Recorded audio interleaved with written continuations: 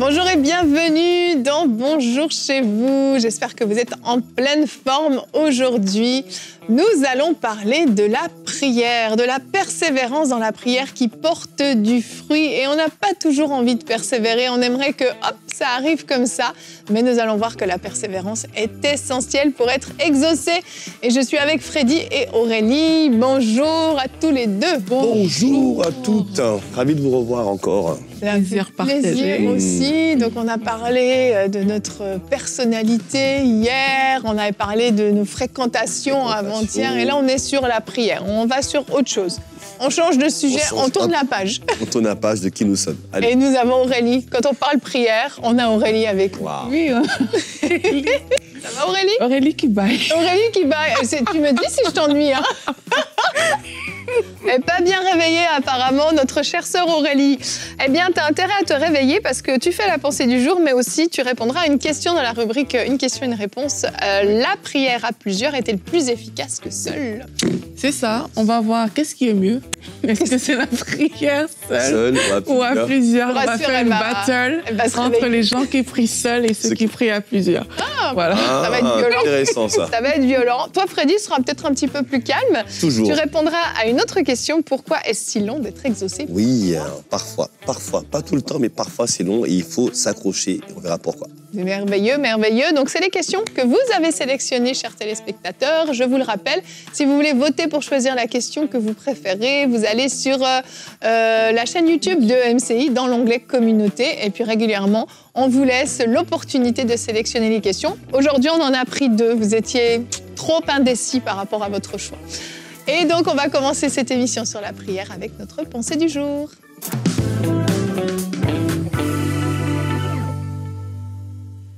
Aujourd'hui, on parle de persévérance dans la prière et on va lire ensemble un long verset quand même dans Luc 18.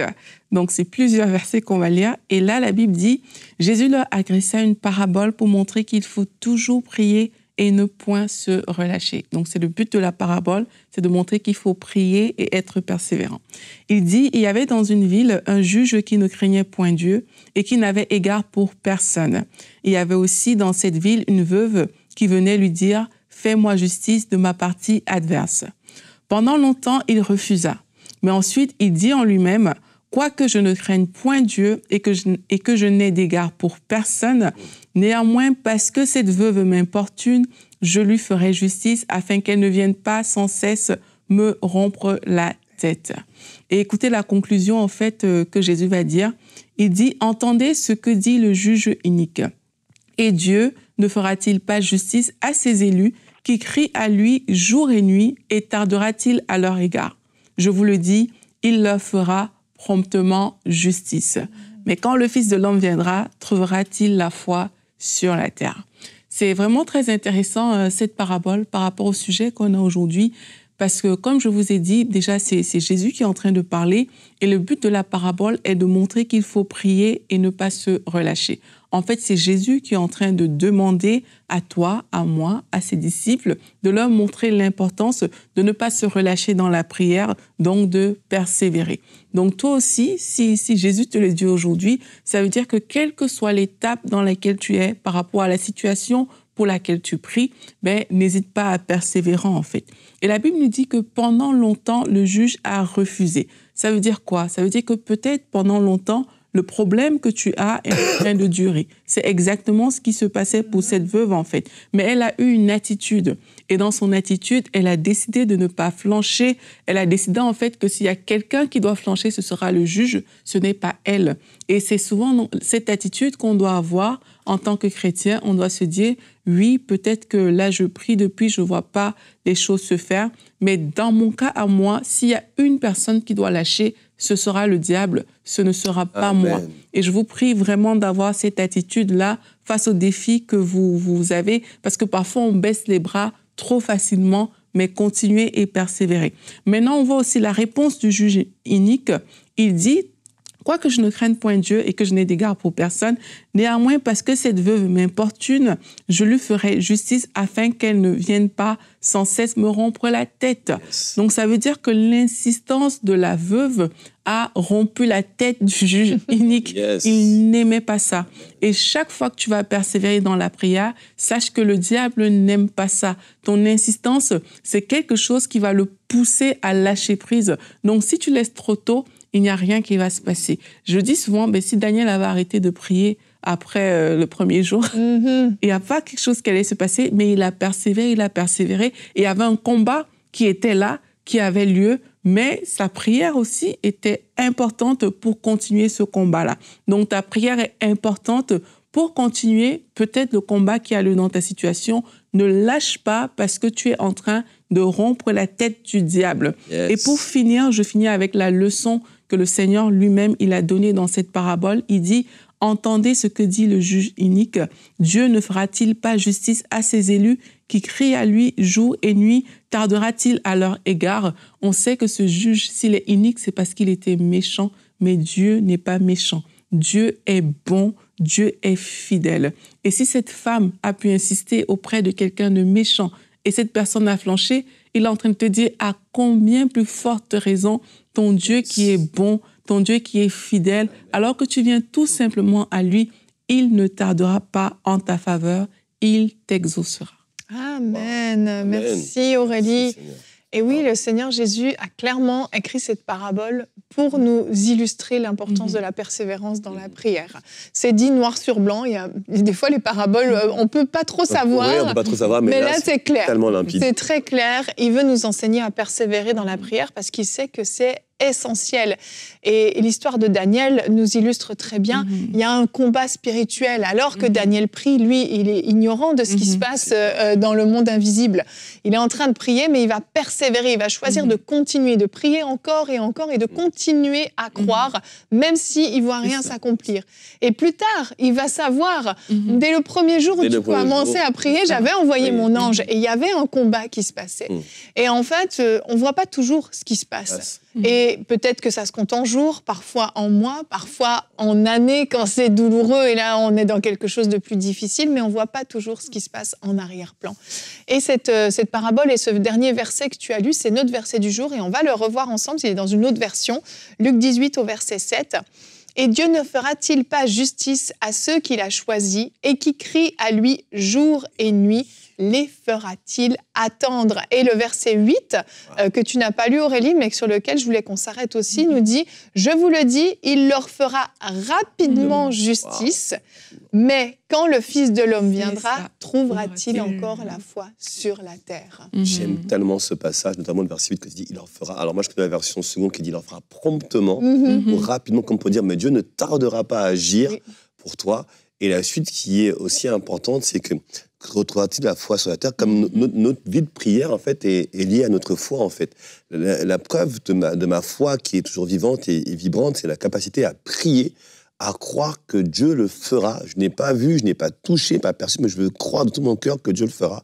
Et ma foi s'exprime par ma prière continue, permanente. Alors on a envie de dire à quelqu'un dès à présent, ne lâchez pas, mais insistez et de continuer à élever la voix vers le Seigneur. Certainement que la réponse est pas loin, par la grâce de Dieu. Vraiment, et quand il dit, est-ce qu'il trouvera encore la foi, c'est qu'en fait, il sait que notre foi peut être attaquée, justement. Quand ça va durer un peu plus longtemps, quand on entre dans l'assistance, ça peut être compliqué. Et c'est là l'élément clé. Persévérer dans la prière sans la foi, j'aimerais autant vous le dire, c'est inutile. Ça ne produira pas de fruits, c'est terrible, mais on peut prier pendant 10 ans sans la foi, il ne se passera rien du tout. La prière, c'est la foi qui débloque les situations. Donc, il y a l'aspect de la persévérance, mais cumulé à la fois. C'est ce combo, en fait, qui va produire le miraculeux. Et j'ai conscience que certains d'entre vous, vous nous écoutez, et c'est douloureux, c'est difficile, et on en parlera tout à l'heure dans la rubrique. J'ai vraiment conscience, c'est sans jugement qu'on aborde cette émission, mais simplement pour vous encourager. Si vous étiez découragé, que vous ayez à nouveau cette étincelle, ce désir, cette foi de vous relever à nouveau dans la prière et de recommencer à prier jour et nuit comme le Seigneur l'a recommandé. Et c'est vrai que c'est pas évident parce que quelquefois, on veut tellement que la situation... on veut la solution, on veut rien d'autre. Et c'est justement à ce moment que le diable va venir souffler parfois certaines choses dans l'esprit. Le diable va venir te montrer que tu es moins que rien, te minimiser, que ça ne marche pas, etc. Les obstacles, tout ça, en fait, va apparaître. Mais c'est important, justement, quand on a cette attitude persévérante, de réaliser, en fait, que quel que soit le chemin, quel que soit ce par quoi on passe, et même dans ces temps où il y a des choses sur lesquelles l'ennemi est en train de zoomer dessus, ben c'est de se dire, en fait, l'ennemi aussi, il a peur, hein, et il choisit de zoomer justement pour que toi, tu abandonnes. Exactement. C'est vraiment un combat. C'est vraiment un combat et c'est un peu l'intimidation quelque part. Clairement. C'est OK, voici les choses qui ne fonctionnent pas, etc. Pour que toi, tu t'arrêtes dessus et que tu mettes un stop. Mais c'est vraiment la capacité à se dire, OK, j'ai entendu peut-être encore cette mauvaise nouvelle, il y a ci, il y a ça, mais il y a quelque chose qui va se passer. Quand j'écoute souvent les témoignages de celui l'évangéliste Chris Dikumana qu'on a reçu, et tu vas voir qu'il y a des personnes pour qui c'est pas forcément instantané. Oui. C'est qu'ils ont écouté d'autres témoignages, et puis ça a donné encore la vie à l'intérieur. Et ça permet comme ça de déclencher des choses aussi. Donc, n'hésitez pas, quand vous sentez que vous êtes en train d'aller dans la pente descendante, là, au lieu de focaliser sur les choses que l'ennemi veut vous montrer, ben, il faut que tu te nourrisses à nouveau. Exactement. Réécoute des témoignages. Parce que c'est à ce moment-là qu'il faut persévérer. Et c'est une victoire. Hein. Oui. C'est une victoire, le fait de persévérer dans ce sens. Et j'irai même plus loin. C'est que quand tu vois justement que les choses ont tendance à empirer, c'est le signe que le diable justement a peur, mais parce que en fait, c'est comme le coup de la dernière chance. Le diable va essayer de t'intimider pour que tu arrêtes parce qu'il sent que sa défaite est en train d'arriver. Et c'est le moment où il faut être encore plus combatif. C'est pas évident ça de se dire que les choses s'empirent, mais en fait. C'est le moment où le Seigneur est en train de me donner mon exaucement, en fait. Et c'est vrai que c'est pas évident de se dire, mais ça va de pire en pire. Et là, c'est le moment que j'ai persévéré. Et j'ai beaucoup aimé ce que vous dites, c'est il faut nourrir cette foi-là, en fait. Les témoignages, les messages, et puis lisez la parole de Dieu, en fait. Qu'est-ce que Dieu a dit à votre sujet par rapport à votre point de prière, à votre sujet de prière? Que dit la parole de Dieu? Et une chose qui est certaine, Dieu veille sur sa parole pour l'exécuter. Alors, rappelez-lui sa parole. C'est toi qui l'as dit, Seigneur. Tu as dit ainsi, et je vais me persévérer sur ta parole, et je verrai s'accomplir ce que tu m'as promis. En fait, là, vraiment, c'est là qu'il faut mettre de côté toutes les mauvaises influences, tous ceux qui vous disent, mais non, ça n'ira pas, Dieu ne le fera pas. Je crois qu'il y a une chose aussi que je veux dire par rapport à la prière persévérante et par rapport à la foi. En fait, tant que je n'ai pas vu, il ne faut pas lâcher, en fait. J'ai envie de me dire ça. C'est que tant que je n'ai pas vu, et vous ne dites pas que parce que vous ne voyez pas, vous n'avez pas la foi. Ce n'est pas vrai. Je peux avoir la foi et ne pas voir néanmoins parce que ce n'est peut-être pas le temps, mais j'en parlerai dans la question tout à l'heure. Je ne vais pas trop en dire tout de suite. Mais j'ai envie de dire à quelqu'un, en fait, tant que je n'ai pas vu, je ne lâche pas et je persévère. C'est un signe de la foi que j'ai dans le Seigneur et dans la prière que je suis en train de lui adresser, en fait. Et non seulement on ne lâche pas, mais aussi... il faut reconnaître le petit nuage, parfois, lorsqu'on parle de prière persévérante. De quel petit nuage tu parles? Au cas où quelqu'un ne nous Non, mais c'est ça, c'est que c'est Élie qui avait prié, il a prié 7 fois, c'est ça. Et après, à un moment, le serviteur lui dit qu'il voit juste un petit nuage. De la taille de la paume de la main. Après, ça s'est transformé en cette pluie, on le sait. Et quelquefois, dans la prière persévérante, on veut la pluie, on ne veut pas le nuage. On veut juste la pluie, mais il faut reconnaître le petit nuage. Moi, je crois que Dieu nous fait beaucoup de clins d'œil. Moi, je l'ai vu dans ma propre vie où il y avait, je parle souvent de ça, des oppressions que je vivais, mais j'ai appris à reconnaître le petit nuage. J'ai appris qu'en fait, quand je prends autorité, ça marche. Tu vois, c'était quelque chose. La victoire finale, je ne l'ai pas eu tout de suite, mais j'ai vu que, mais tiens, regarde ce que Dieu a fait là, dans cette situation. Donc, parfois, quand ça tarde aussi, reconnaissez ces petits clins d'œil que le Seigneur vous fait souvent dans votre vie, ces petits trucs, et valorisez ces choses, rendez grâce à Dieu pour ces choses-là, et tu vas voir que ça va encourager ta foi. Mais si chaque fois tu attends le gros truc et que tu ne le vois jamais, quelque part, ta foi, tu n'es pas en train de l'alimenter non plus. Donc, encourageons Dieu, même pour le petit changement que toi, tu as vu dans la vie de cet enfant pour lequel tu pries depuis des années. Encourage, bénis le Seigneur et encourage cet enfant dans ce petit changement. Et c'est comme ça qu'on va avoir de plus grandes choses. Amen. Je vous propose qu'on enchaîne avec les questions. Absolument. Ça, on prendra le temps de prier pour nos amis à la maison. Vraiment, vraiment, on veut vous encourager. Alors, on va continuer avec notre rubrique « Une question, une réponse ». Alors, Freddy, pourquoi est-ce si long d'être exaucé parfois? Parfois, pas tout le temps. On insiste, on insiste. Dieu merci, c'est pas tout le temps, c'est parfois, c'est souvent ou de temps en temps. Parfois c'est long, parfois on prie, on ne voit rien, on prie. Ça fait plusieurs jours, ça fait plusieurs semaines, ça fait des mois, des années, surtout quand c'est un défi de santé parfois, un défi de conversion d'un membre de la famille. Je prie pour un parent, je prie pour un enfant, pour sa conversion et ça dure des années, des années, des années. Seigneur, pourquoi est-ce si long? Alors il y a plusieurs réponses pour lesquelles on a déjà eu des éléments de réponse dans les échanges qu'on a eu tout à l'heure. La première chose, je dirais que parfois c'est long parce que votre foi n'est pas assez ferme. Parfois la Bible dit clairement dans Matthieu 21, verset 22, tout ce que je demande avec foi dans la prière, je le recevrai. Ça veut dire que parfois, c'est pas tout le temps, ma foi n'est pas assez ferme. Souvent, vous savez, avant de prier pour un sujet, fortifiez votre foi. Vous voulez prier pour la maladie, de la guérison de quelqu'un, allez étudier tout ce que tout ce que dit la Bible sur la maladie, Ésaïe 53, Matthieu 18, dans l'épître de Pierre, tout ce qu'il dit sur la guérison qui a déjà été accomplie, qui est déjà notre partage à la croix. Méditez-le d'abord. Une fois que cette foi-là, elle sera ancrée, commencez à prier. Bien souvent, notre foi n'est pas assez ferme et alors on ne reçoit pas parce qu'on n'a pas la foi dans ce qu'on demande. Et ça peut prendre du temps. Un autre élément de réponse, c'est que la Bible dit dans Ecclésiaste 3, verset 11, « Il fait toutes choses bonnes en son temps ». Ça veut dire que ma prière, mon exaucement a un temps, a un délai que Dieu lui a fixé. Habakkuk dit également comme ceci, et que la prophétie, elle a un terme qui est déjà fixé en fait. Ça veut dire qu'il y a des choses que Dieu a déjà définies dans le temps, qui vont s'accomplir dans un temps précis. Et en fait, durant ce temps, et ça peut prendre, et ce temps, vous le connaissez forcément, vous ne le connaissez peut-être pas. Et ça ne veut pas dire que Dieu n'a pas voulu exaucer, mais ça va être exaucé, mais il y a un temps dans lequel ça va se faire. Et donc, ça peut prendre du temps pour cela. Parfois, c'est long, etc. Mais ne vous découragez pas. Il se peut que cette chose-là ait un temps défini par le Seigneur et au temps marqué par la grâce de Dieu, vous recevrez votre exaucement et vous verrez votre miracle au nom de Jésus le Christ. Écrivez la prophétie, écrivez la parole, écrivez le sujet de prière, rendez grâce. Je reviendrai dessus sur l'action de grâce, mais ne désespérez pas. Continuez à prier. C'est une prophétie dont le terme est déjà fixé. Autre élément de réponse encore, c'est, on l'a dit tout à l'heure dans Luc 18, notre texte de référence, c'est le royaume des ténèbres. Vous devez comprendre une chose, c'est que Dieu veut vous bénir, mais l'ennemi veut vous maudire. Il est là que pour égorger, voler et détruire. En fait, dérober et détruire. Donc le but, c'est que vous ne puissiez pas vivre de l'exaucement de vos prières. Alors parfois, vous avez prié pour recevoir une chose, mais vous savez, ça quitte le troisième ciel. Vous devez savoir que Dieu est le troisième ciel, il y a le second ciel et il y a notre sphère à nous. Et parfois, il y a des commandes dans le second ciel, ce qu'a vécu Daniel, et qui témoignent de comment cette lutte acharnée entre l'ange qui devait amener l'exaucement et l'ange de l'ennemi qui le bloquait. Et bien, parfois, c'est votre cas. Vous avez quelque chose d'important, vous avez demandé au Seigneur, Dieu a entendu votre prière, il veut vous exaucer, mais il y a un combat dans le monde spirituel, et là, ne lâchez pas.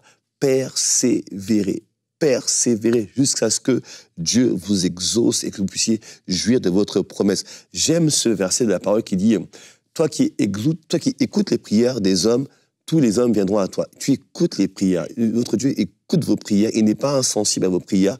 Il les entend. Alors persévérez. Parfois, ce sont des oppressions que vous avez, des combats que vous menez par rapport à des gens que vous voulez arracher des ténèbres. Et bien, vous ne laisserez pas faire. Mais vous avez le plus fort avec vous et votre prière marchera. Amen. Autre chose, c'est également votre maturité. Des choses que vous demandez, mais avez-vous la maturité pour les posséder? Parfois, on demande, je veux un grand ministère, mais est-ce que votre cœur est déjà prêt pour ce grand ministère? Est-ce que vous êtes assez humble pour pouvoir gérer ce grand ministère que vous demandez au Seigneur? Parfois, en fait, votre immaturité vous empêche le Seigneur de vous exaucer, parce que Dieu vous aime tellement. Ce qu'il veut, c'est votre salut, votre vie éternelle. Il ne veut pas vous perdre. Alors parfois, il y a des prières que l'on demande à Dieu, mais on n'est pas prêt encore à les porter parce qu'on n'a pas encore la maturité qu'il faut. Et Dieu nous aime tellement. Il est tellement bon avec nous qu'il nous dit non, tu n'es pas encore prêt. Grandis d'abord. Vous allez voir qu'avec le temps, plus vous allez mûrir, grandir dans la foi, dans le caractère de Christ, et que vous allez être exaucé, vous allez dire, mais pourquoi ça a pris autant de temps? En fait, ça dépendait de vous, ça vous attendait en fait. Vous deviez mûrir pour pouvoir recevoir votre exaucement.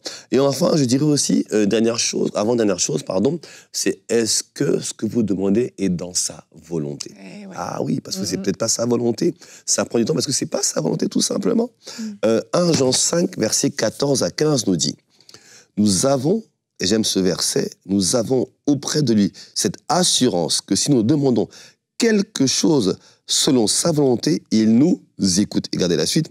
Et si nous savons qu'il nous écoute, quelque chose que nous demandions, nous savons que nous possédons la chose que nous lui avons demandée. Quand Dieu m'écoute, je suis déjà exaucé en réalité. Alors, mais pourquoi il ne m'écouterait pas? Peut-être que ce n'est pas sa volonté, tout simplement.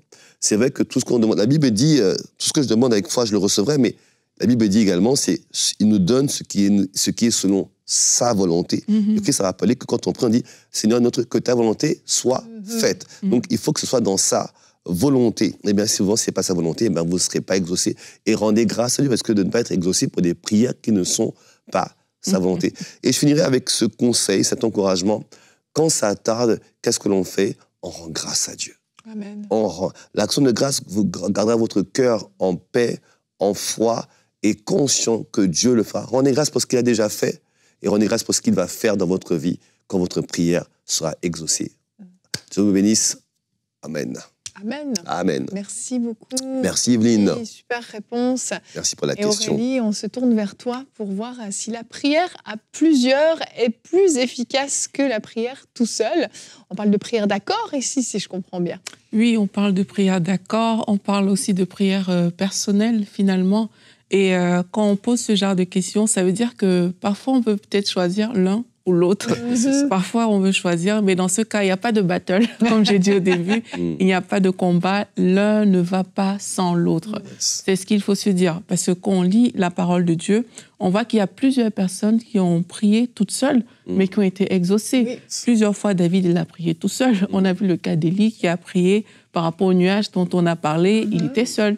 Donc, il y a plusieurs cas comme ça où vraiment des personnes ont prié et le Seigneur a agi et elles étaient seules. Et même dans Matthieu, quand le Seigneur nous parle de la prière, il dit, quand tu pries, va dans ta chambre, le Père qui est dans le lieu secret te voit. C'est une invitation personnelle et individuelle. Oui. Et ça montre en fait qu'on peut prier de façon toute seule, être avec Dieu, dans la présence de Dieu. Et le Seigneur, bien entendu, il va le faire, il va t'exaucer,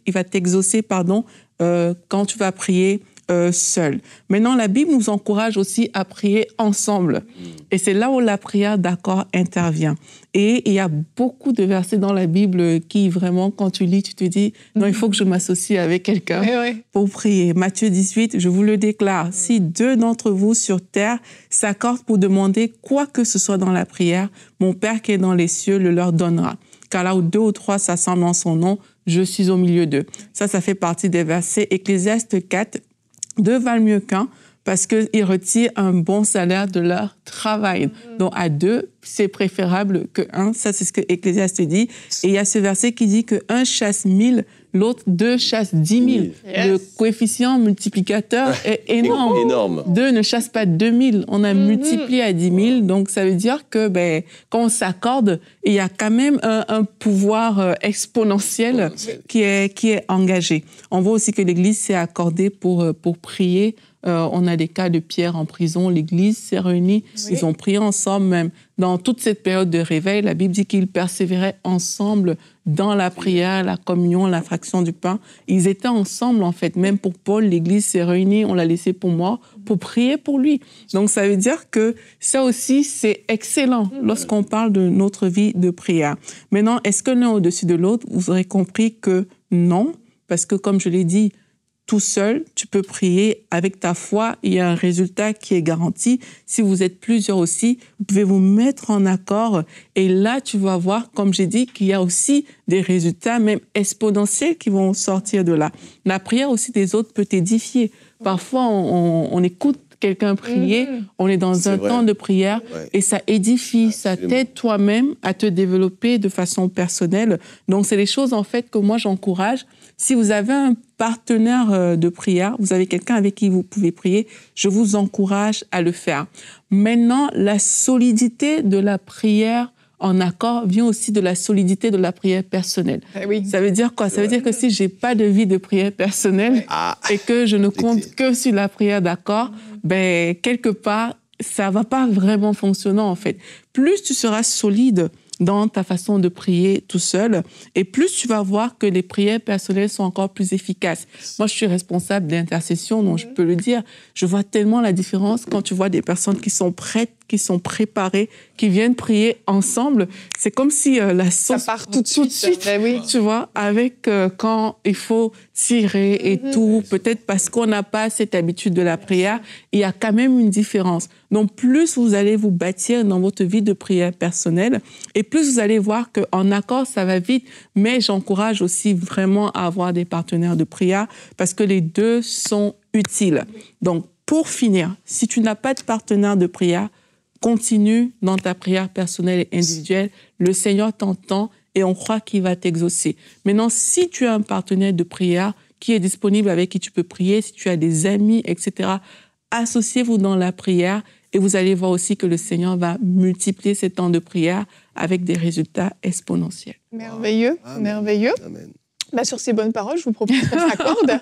On s'accorde pour prier pour nos amis à la maison qui passent par des temps difficiles. Yes. Aurélie, tu veux prier pour eux? Oui, on va prier pour vous. Et vraiment, on parle de prière persévérante. On sait peut-être que ça fait longtemps que vous priez pour ce sujet.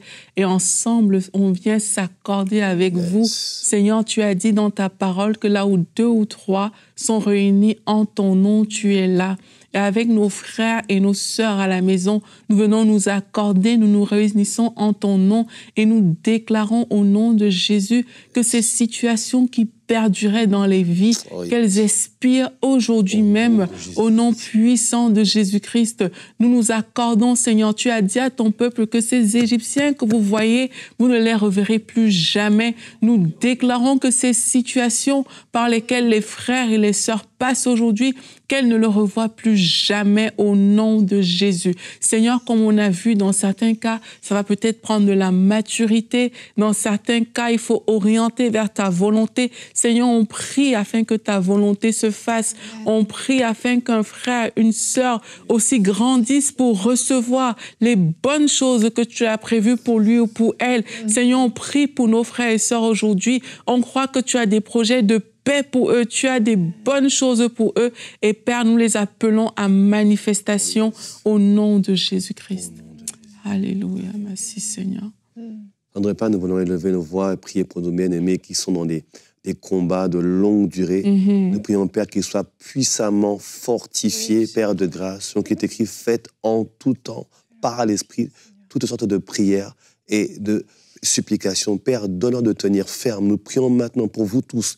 Nous prions sur votre vie, que vous ne lâchez pas, vous ne cédez pas, vous persévérez. Nous allons à vous et nous proclamons maintenant que toute opposition soit brisée au nom de Jésus le Christ. Toute opposition à votre exaucement, à votre visitation divine, soit renversée, soit éradiquée, soit détruite au nom de Jésus le Christ. Nous prions maintenant que les portes qui résistaient soient grandement ouvertes en votre faveur et que les portes qui étaient ouvertes soient fermées en votre faveur maintenant au nom de Jésus-Christ. Nous voulons prier particulièrement pour ceux qui sont malades dans leur corps et qui demandent depuis des semaines la guérison. Père, c'est ta volonté qu'ils soient guéris. Nous prions maintenant que par le sang de Christ, vous recevez pleinement votre guérison au nom de Jésus le Christ. Que sa main soit sur vous pour vous garder et vous préserver à tous égards au nom de Jésus le Christ. Alléluia. Amen. Merci Seigneur. Gloire soit rendue Amen. à Dieu. Il est fidèle, faites-lui confiance. Vous pouvez vous appuyer sur lui, vous attendre à lui, continuer à prier, continuer à réclamer ce qui est votre héritage, ce qui vous appartient. Et demain, on terminera cette belle semaine. Freddy, tu ne seras pas avec nous. Tu vas nous manquer. Reviens vite.